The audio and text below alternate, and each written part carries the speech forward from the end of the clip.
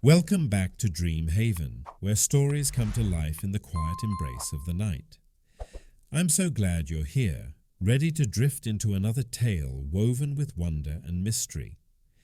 Tonight we journey beyond the looking glass, into a forgotten realm of Wonderland, a place where time has unraveled and lost stories whisper in the wind. Follow Alice as she unravels the secrets of a world that no longer exists. Or does it? So, settle in, close your eyes, and let your mind wander as we step into Alice and the Forgotten Realm. Alice sat beneath the great oak tree, the summer breeze ruffling the pages of her book. The words blurred together as her thoughts drifted. She had read this book before, many times in fact, but today something felt different. A flicker of movement at the base of the tree caught her eye. A rabbit, but not just any rabbit. This one wore a patchwork coat of deep blue and gold, and around its neck hung a shimmering pocket watch. The creature's whiskers twitched as it checked the time. Oh dear, the rabbit exclaimed, ears perked. I'm terribly late. Alice sat up, heart pounding. Late for what? The rabbit's wide amber eyes locked onto hers, surprised that she had noticed him. Then, without another word, he turned and darted into the underbrush. Curiosity stirred in Alice's chest. She hesitated only for a moment before pushing to her feet and following the creature. He led her to the base of the tree, where a hollowed-out burrow gaped like an entrance to another world. The rabbit vanished inside. Alice swallowed. This was madness. But then again, hadn't her whole life been filled with the dull expectations of reality? Perhaps a little madness was just what she needed. Taking a deep breath, she stepped forward and fell. The fall lasted longer than she expected. Time stretched and twisted around her, the world spinning into a kaleidoscope of colors and strange floating objects.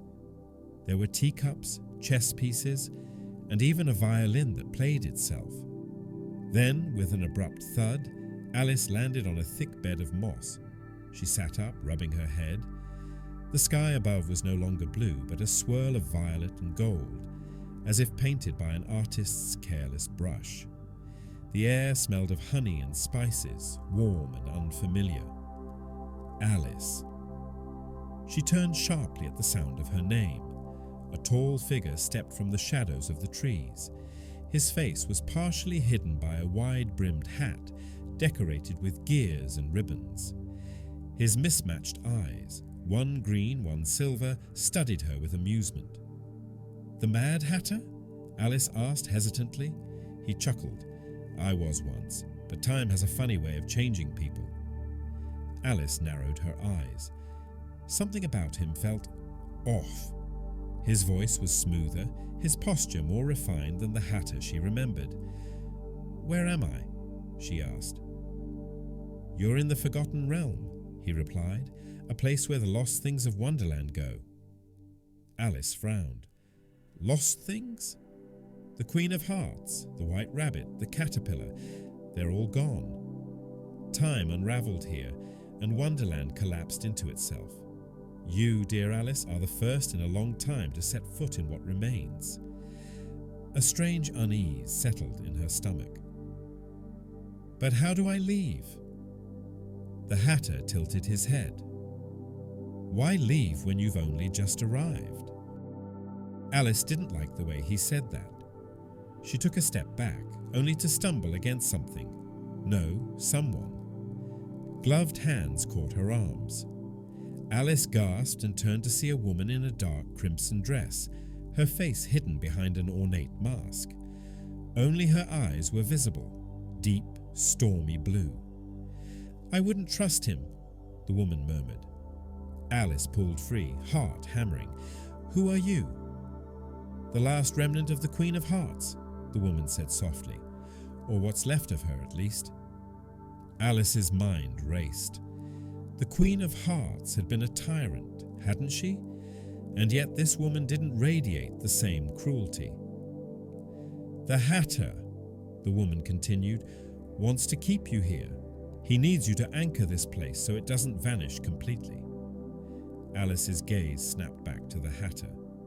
He no longer smiled. His silver eye darkened, the gears on his hat shifting as if alive. "Is that true?" Alice demanded. The Hatter sighed. "Not all stories end happily, Alice. Some must be rewritten." Then, without warning, he raised a hand and the world lurched. The ground beneath Alice trembled, the sky darkening into a storm of ink and lightning. The Queen's shadow pulled Alice behind her, producing a blade woven from the same twilight as the sky. "You must wake up, Alice," she urged. Wake up. But she wasn't dreaming. Was she? The Hatter moved with inhuman speed, his fingers twisting the very air into threads of shimmering light. The ground cracked and strange creatures slithered out, half shadow, half memory. Alice's pulse pounded. If this was a dream, she needed to take control. She clenched her fists. Enough! The storm stilled. The creatures hesitated. Even the Hatter faltered. Alice took a step forward. "This is my story. I decide how it ends." A golden glow spread from her hands, unraveling the threads of the forgotten realm. The shadows dissipated. The Queen's mask crumbled away, revealing the weary face of a woman who had once ruled. The Hatter let out a sharp laugh, his form flickering like a candle in the wind. "Well played, Alice." Then he was gone. The forgotten realm shuddered, unraveling at the seams. Alice turned to the Queen's shadow. "Come with me." The woman smiled, a sad, wistful thing. "I belong to this place, Alice. But you have a world waiting for you."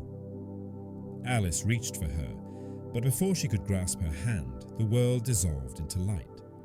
She awoke beneath the great oak tree, the afternoon sun warm on her face. Had it all been a dream? She looked down.